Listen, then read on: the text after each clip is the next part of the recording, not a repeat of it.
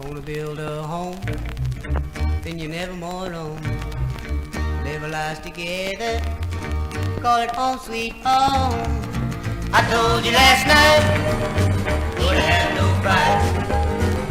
Cause I'm one you love me like you know I'm loving you. You say you're gonna love me and always be true. So prove to me, my darling, as we travel to by two, so we can love just a little, love just a little. We're alone, loving like we do. Loving like we love. Well, Dr. Leah, I know you pay attention to a lot of things going on. What's high on your radar this morning, my dear?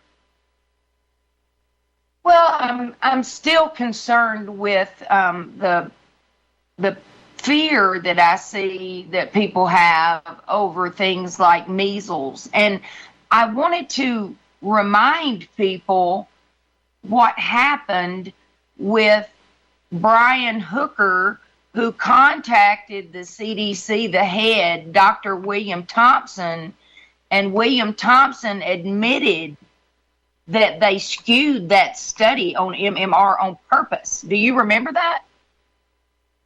I do, yes. Tell us about that in more detail.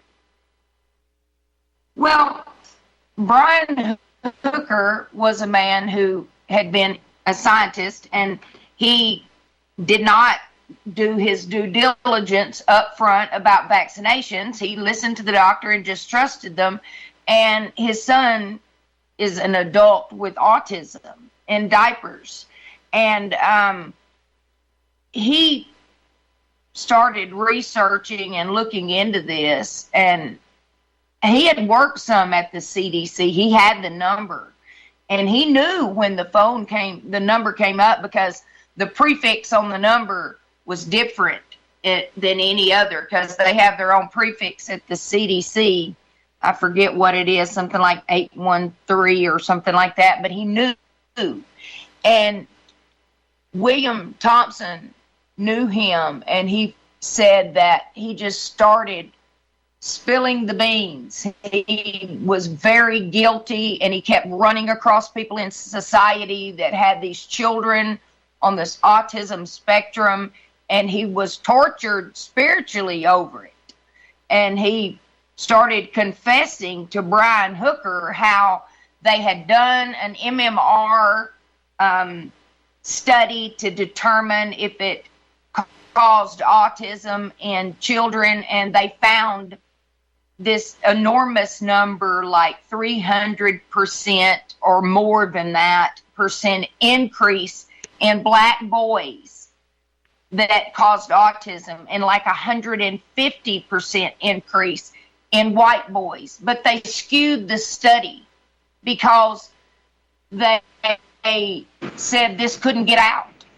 And so they went back in and took out all of the children in the study that had not, maybe they didn't have a social security number yet, or they were all documented in school as being boys or girls, and that's how they got it up front without needing all of this. But then they started getting their rut rows on, going, what are we going to do? We've got to make this not look like this. And they admitted doing it, and a lady even lied before Congress, and she was pardoned. All of them were pardoned by Obama. So I know that people need to go back and remember what we know for sure. Not just that we know it's causing, just like everybody can't eat fish, and everybody can't have milk or eggs. There may be an allergy and a reaction to it. We know not everyone can take these vaccinations without there being potential problems. That's why they have the vaccine adverse event reporting system. So not only do we know that they have that there are side effects to some of these things, and that the substances that are in some of these things are very well known to be toxic, just like in that Hannah Poling case. Do you remember that one, John? Refresh my memory. I don't remember the details. Okay. I wrote about this in my paper, and I'm going to just read a little information here because I think people need to know this. On November the 9th, 2007, HHS experts conceded through the Department of Justice that Hannah Polling's autism was triggered by 9 childhood vaccinations she received when she was 19 months of age. This concession was granted without any courtroom proceedings or expert testimony, thus preventing any public hearing from discussing what happened to Hannah and why. Hannah Polling's father was a practicing neurologist and clinical assistant professor at the Medical College of Georgia, and her mom was a RN and a lawyer. Do you remember that case? I don't. She was an RN, and what else was her other profession? She was a lawyer. Oh, lawyer. Her mother was an RN and a lawyer. Okay, that's an unusual in a lawsuit. Yes. Well, there are a lot of RN people that are helping in the legal field now because they know the medical necessities and the requirements and things like that of whether or not someone would get sued over something. Right. So they get a little education extra, but she went all the way. So there was a lawsuit against the Secretary of Health and Human Services by various petitioners regarding claims for vaccine injuries resulting in an autism spectrum disorder or similar neurodevelopmental disorder. It's been argued that the reports show that autistic children tend to be slow excretors of mercury. And this is mercuric mercury, otherwise known as inorganic mercury, and our bodies convert thimerosal into this compound. Thimerosal is what they have argued that is safe in small amounts for people, right. to be something that preserves vaccines. Right. But if you go to the health department, you're getting a multi-dose vial. And so when you get a multi-dose vial, you're getting way more of the preservative in your child. So people need to be aware of these things, and they need to do their own due diligence. God did not give their children to a doctor. They give it to them. And if something goes wrong with that child, that doctor's not going to come live with you until they're dead and grown and in the grave to take care of that child. It's going to be you and you. Well, Dr. Leah, let's talk a little bit more about autism. At one time, there was no autism. I believe 1936 was the first time it had been diagnosed. Not too long ago, it was 1 in 10,000. Now it's 1 in 36, which is just about real close to 1% of the population. At the current rate of growth of the percentage of autism, would we soon reach 2% or even 3% of all the children born, my dear? Oh, it's higher than that, John. If that's the numbers you're getting, talk to the teachers. They'll let you know. Well, 1 in 30. The class now is. Really? I'm sorry. So no, it's not 1 in 36. It's 1 in 2.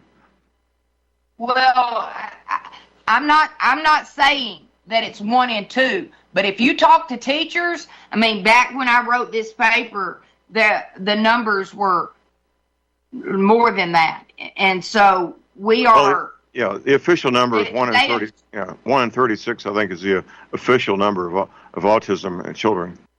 Well, I'll say that when you talk to teachers, it may not be just autism now. We have this umbrella, if you will. It's on the spectrum, if you will. Okay. So when you start adding in, they actually took PDD-NOS out of the Diagnostics and Statistics Manual because so many children were coming up with pervasive developmental disorder not otherwise specified, so they just removed no, this is new one. This is new. I have not heard this before. Is persistent? What is it again? Pervasive developmental disorder not otherwise specified. My son was diagnosed with that as a child. No kidding. Yeah. Is this up? How long has this been around? I've never heard of this before. How long has it been around? Well, he's 21. It was around for that long, I know for sure, because he had the diagnosis, and then they took it out of the DSM, the Diagnostics and Statistics Manual. Right. They said, oh, too many children are having it. Yes, that's just removed. This sounds like a political decision, not one based on science. That's the majority of life, isn't it, John? I mean, well, some things have to be grounded in science, and a DSM manual, I think, should be grounded in science. Although obviously it's not. Obviously, it's not. Well, I mean, if it were grounded in science, you know, the diagnosis of homosexuality was in that. It was in the Diagnostics and Statistics manuals in the 60s, but it was removed. Right, I know that. I was aware of that already. Yes, right. So, I mean, you know, science a lot of times can be like smoke and mirrors here. You know, oh, it's a diagnosis today, but oh no, tomorrow it's not. I mean, I don't know. People need to do their due diligence, and they need to hit their knees and pray to God, the great physician, and be led by the Holy Spirit where they can avoid the pitfalls of these liars. Well, I have some personal. I did a presentation at the local junior high school. This has been 14, 15 years ago, and I'd say about half the class acted like they weren't even there, looking out the window, fidgeting. It was very disappointing, the lack of attention of these students. Well, let me just tell you some things in here. Now, on that case about the Hannah Poland case, there was they presented this case. They went and got this expert witness, and he was out of Canada, Dr. Kinsburn, Marcel Kinsburn. He was a pediatric neurologist with a degree from Oxford University, who had obtained special training in pediatrics neurology and pediatric neurology. He was also awarded the Queen Square Prize in Neurology and membership in the Royal College of Physicians of London, and a higher doctorate based on original medical research presented in his dissertation. This guy was no dummy, you know, and they went and got this guy, and his credentials I could read on.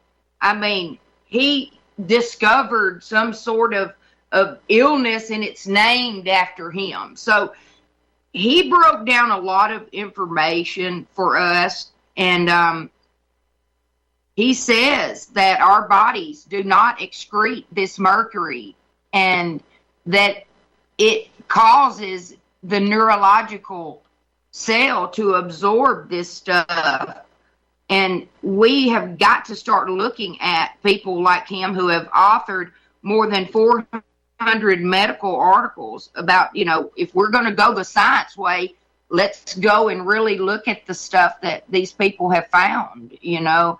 And he has found significant increased risk for neurodevelopmental disorders and increasing dose response effects for children that are getting these thimerosal-containing vaccines in comparison to the ones that are free. Well, they say it's all out now, but then you still got the flu shot that has what you call trace amounts in it. Well, when you go into looking at the movie Trace Amounts, you can still buy it. Thank the Lord. I'm going to pick me up another copy. You used to be able to watch it, but that was an adult man who regressed into autism symptoms as an adult after receiving vaccinations. People need to look at that. They do. Now, how would a person see that now? You can purchase it online, and I'm going to get a copy of it and see. It's been years since I've watched it, but he explained that what trace amounts look like in a very good visual. And so I think people need to look at it. He shows you this is how much mercury is allowed in wastewater, and it's like a swimming pool, and it looks like a drop. This is what's allowed in vaccinations. The whole pool turns red. So Really? we need to start really doing our due diligence, because, yeah, you can help some of these children after they've been harmed, but it's very difficult, and you cannot help all of them. It all depends on your ability to excrete these things and how healthy you are already. I mean, already they say children are having 200, the mother is giving the child 200 different toxins through her body. Amazing. Hold on, Dr. Leah.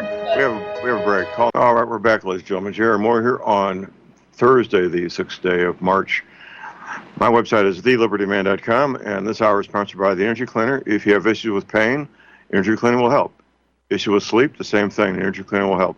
Keep in mind, I offer a 90-day money-back guarantee on the Energy Cleaner at thelibertyman.com. Visiting with Dr. Leah Parker. Dr. Parker, you have a weekly YouTube show you do. Tell us how people can watch that, please. They can go on to YouTube and go to watch Life with Leah.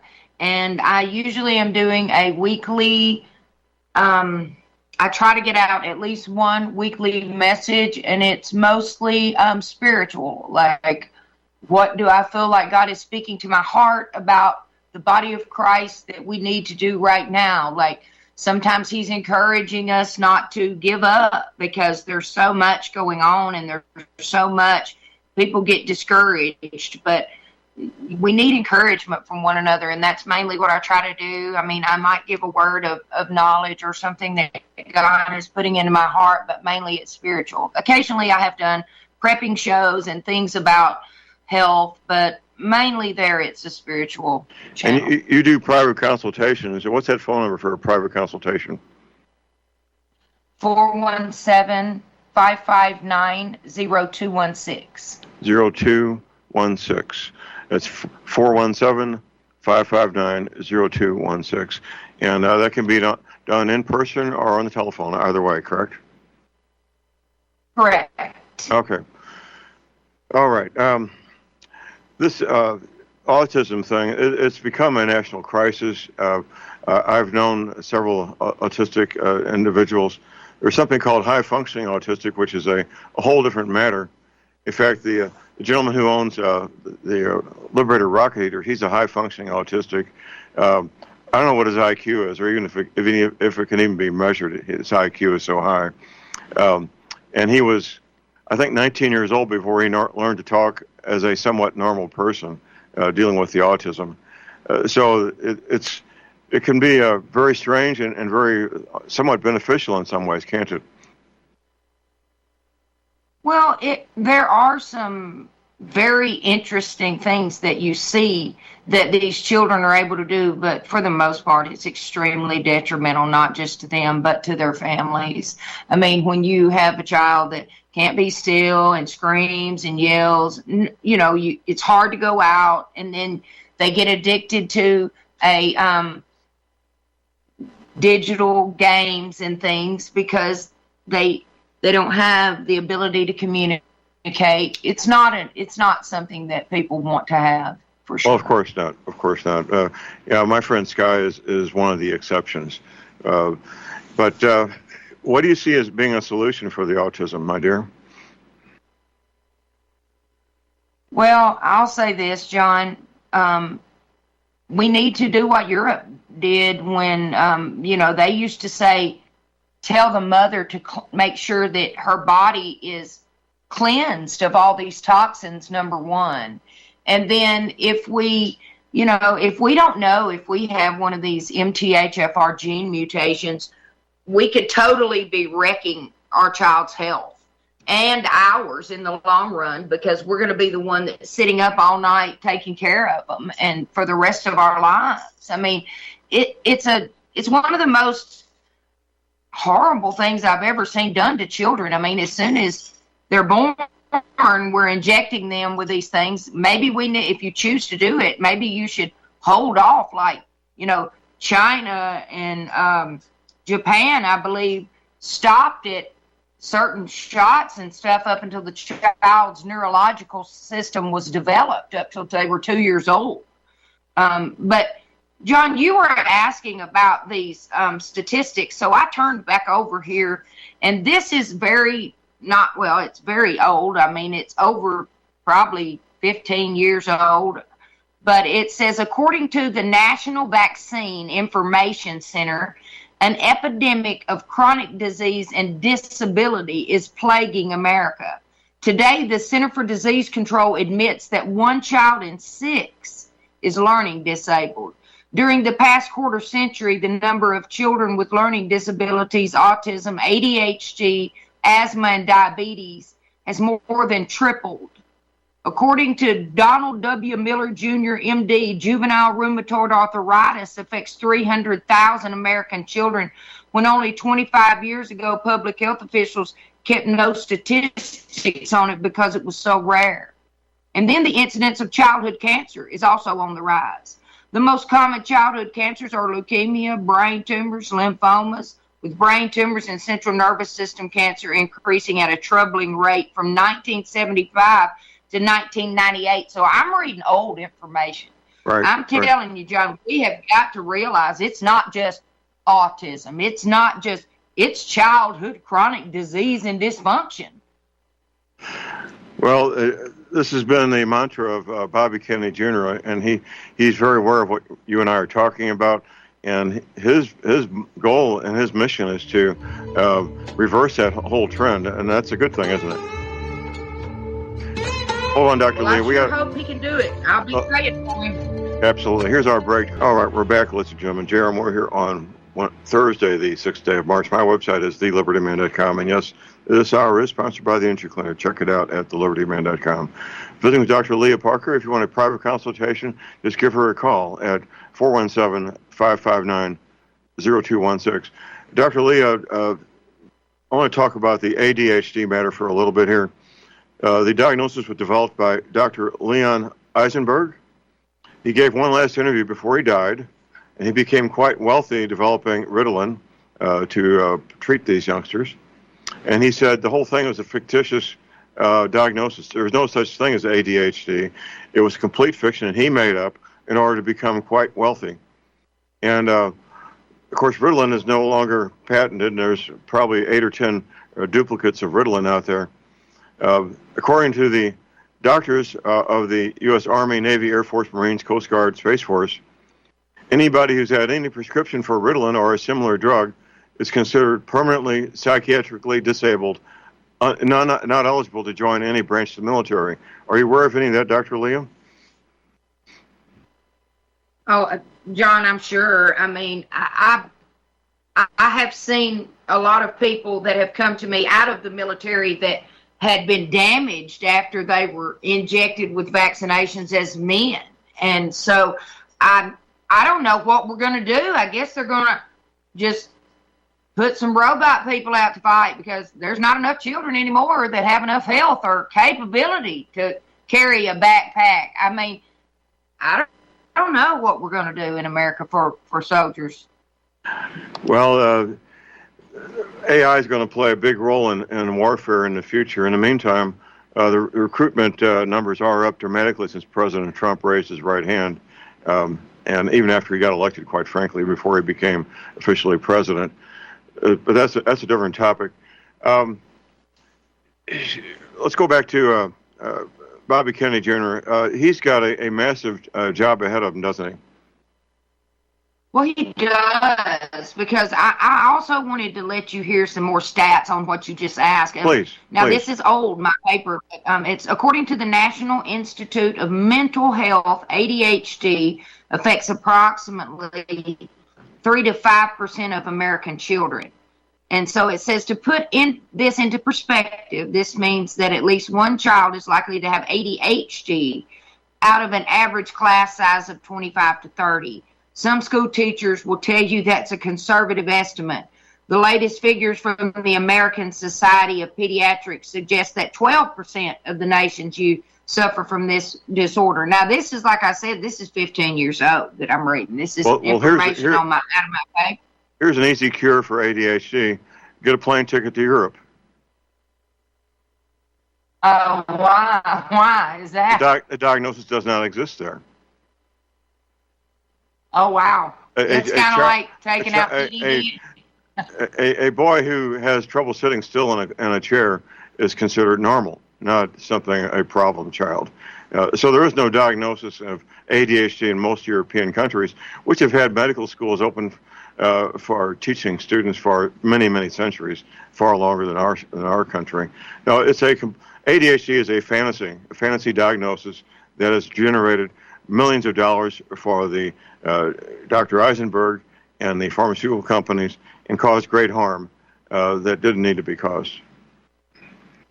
Well, I can truly believe that they just passed out all those drugs to get the money for sure. I definitely know that. I mean, and the doctor doesn't spend but 15 minutes with you, so they don't have time to really figure out what's going on. They definitely make sure you don't have time to talk more than 15, 20 minutes. In addition, we have teachers who are not qualified to diagnose anything, even a common cold, making this diagnosis and getting these kids on these harmful drugs which ruin their lives. Well, I'll say this. If people have children that have these symptoms, they need to actually take them to someone who knows about private labs, who can give them a test for their function of their liver and then do an analyzation and give a chelating agent and do a chelated urine test. You'll definitely know if it's a real diagnosis because usually you'll see massive amounts of metals coming out of their bodies. But regular doctors don't know anything about that. So, yeah, you can actually test these children to see if they're being damaged by this. And you can actually see when you get it all out of their body that they don't act like that anymore. So there are some people that don't get autism. They get ADHD from all of the heavy metals. But it's very, now even if you're right, John, so that, well, even if you don't have it and you're just a boy and you're moving around and bouncing around, we're going to give you this, Can't let anybody get by without getting some money out of their pocket for this drug company for some reason. Well, I don't know what's going on in public schools. They still have a morning recess, a noon break, and an afternoon recess for the youngsters in grade school. I don't know. Do you? Well, I know it's getting shorter and shorter. I mean, they don't let children, be normal children and learn in kinesthetic ways. A lot of children are kinesthetic learners, and they just force every, one like this square peg into a round hole. Some children are auditory learners. Some are visual learners. Some are kinesthetic learners. They learn by doing. So if we don't get better teachers that can actually learn and be able to observe how different children learn and, factor all of that in when they're teaching, then we're going to keep being, low IQ in America. Well, the reason I ask about recess is a healthy boy or girl has a lot of excess energy, a lot more than adults, obviously. And that the purpose of recess is to burn off that extra energy so they can actually pay attention in the classroom. That's why I was asking if they still are doing it in the schools. I have no idea. Well, I know they are taking away more and more time outside. I've heard from my grandchildren are homeschooled, but I wanted to say something about this ADHD. Okay. I wrote about this as well, and it says the brains of children with ADHD perform abnormally. The frontal lobes of these children's brains have problems regulating neurotransmitters, which are essential to smooth signaling between neurons and other cells. And they also may have an imbalance of neurotransmitters that regulate mood in addition to attention. And so I don't think that doctors have enough understanding of what these metals do when they go into the body. And boys, they say, there was a study done that said the testosterone hormone caused the nerve cell to absorb a lot of these heavy metals out of vaccines and foods and things 100 times more, while estrogen somewhat would protect the nerve cell. So there's also these doctors that have gone in, like Dr. Betsy Hosa, PhD. She said, you know, these children, they have peer deficiencies because they're not able to be still, you know. And once you get into these children that are hyperactive, we're talking ADHD, someone who cannot stop moving their body. And these are real cases. And oh, yes. That part is real, right. Why would you choose to be fidgety as a child? You know what I mean? If it's getting you in trouble, why would you choose that? So we know that some of these children, I had that as a child. I can tell you now, going back and looking, but I also know that I did not do well. I passed out as a child and went and laid down in the car and after a flu shot from the health department, because my mom had a friend there that was a nurse and she wanted me to go meet her. And so we got the big loaded up dose vial instead of the single dose vial. I was a very sick child, John. I had no immune system. I had to get gamma globulin shots. I couldn't sit still. And I mean, it's a miracle because my mom was an educator. She would just force me to sit there and read because my brain was not hooked up. But you're right. Most of the things that we could do to help get that out of our body was sweat. So kids need to get out and run around. They do. Be natural. They do, absolutely. Well, a child to be healthy has to be active physically. There's no alternative. Absolutely. Well, the thing that's sad is that these social peer deficiencies are known predictors for future substance abuse, antisocial behavior, academic and other problems. So if we're not going to address these, you know, the society pays a huge price about this. And so there are people that have even done studies on the cost of this ADHD. You know, what is it costing the school? What is it costing mental health facilities? What is it costing juvenile justice in primary care settings? So this is a lifelong issue as well. It just seems to be not like with a child that's severely autistic. You know, you're going to have some with them all the time. Sometimes they can be violent. Sometimes they're not. But these people, they've got enough of their brain working that they can go out and do anything, and they go out and become criminals, a lot of them, because they just can't handle the emotional and the mood. It's a bad deal. Well, I've dealt with hundreds, maybe 1,000 or more criminals professionally as a criminal defense investigator. One of the first things I do when I'm interviewing a new client, a criminal client, I'll bring with me a newspaper or magazine to the jail, and I'll hand it to my client and ask them to read a paragraph to me.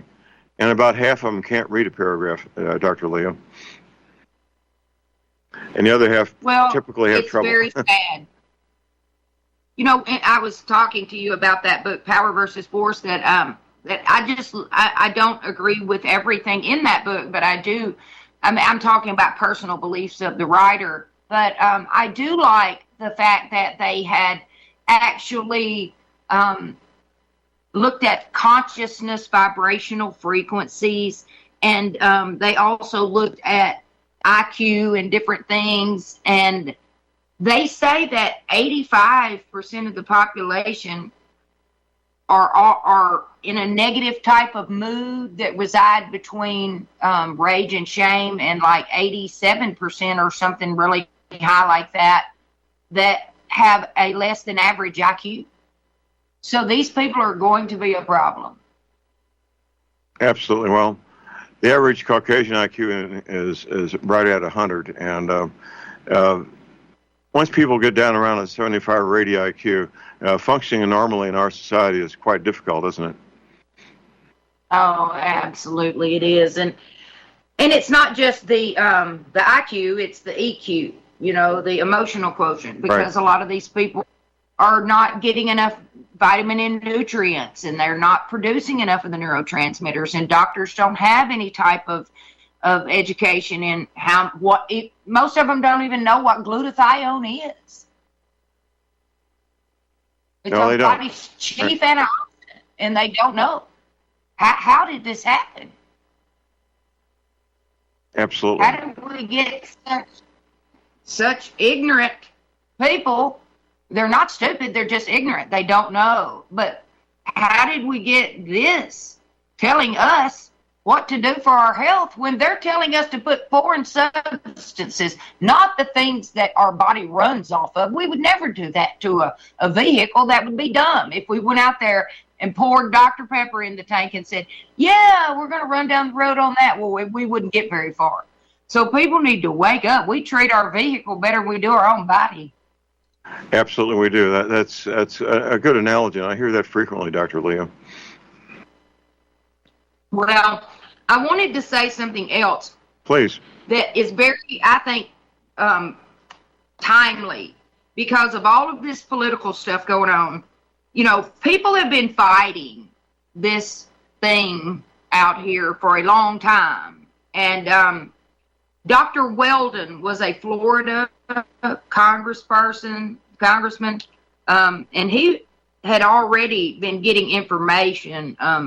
They said that this is something he brought out, was that the CDC had recently conceded in recent communication with him that some of the routinely recommended childhood vaccines contained the full amounts of thimerosal even as late as 2003.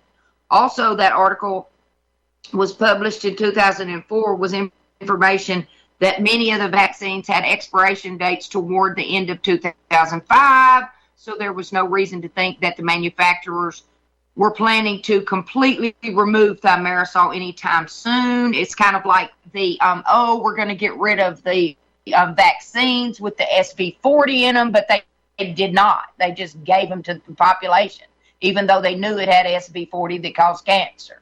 So I'm having a hard time trusting. And then also, he actually said, you know, when you hear these people saying that all of these things about, you know, this is not a problem. He was saying, don't quote me, but he was saying when you're saying that all of this is going on and then you're denying it and it looks like you're covering it up, then it makes us believe that it's actually true. And he was saying that if these children, a whole generation of children have been damaged by these vaccines, then a class action lawsuit against the government would be huge. Now, I've never heard another one say anything like that, but my goodness, John, could you imagine if that happened? Well, there's lots of possibility for class action lawsuits, such as poisoning half the population in the country for 60 years with fluoride in drinking water. That would be massive beyond belief, wouldn't it? Oh my goodness, John! I mean, we hold on. We got a break, Dr. Leah. Oh, we're back, ladies and gentlemen. We're back. Well, Dr. Leah, this hour has flown by. We covered a lot of territory as usual, didn't we, my dear? We did, John. I found the statement. I'm going to read it real quick if you don't care. Go ahead. By this is the congressman. He said, if it is eventually determined that an entire generation of kids was essentially poisoned, a class action lawsuit against the federal government could be on the order of hundreds of billions of dollars. And so there's a very good reason for them to try to cover this up. And when they appear as though they are covering it up, it makes you suspicious that it's all true. So parents need to wake up, take care of their children, and hit their knees and talk to God, because you don't know what you're going to be dealt in the genetic lottery when your child comes. And if it's not good and you go ahead and do this stuff, you could end up with a lifelong patient in your house, and you are now the nurse. Absolutely. Well, once again, you want a private consultation with Dr. Leah, just give her a call. Leave a message if nobody picks up at 417-559-0216. I say again, 417-559-0216. Well, Dr. Leah, have a great week, the rest of this week, and we look forward to having you back next Thursday, my dear. All right. Thank you, John. Have a great week. Okay, we will.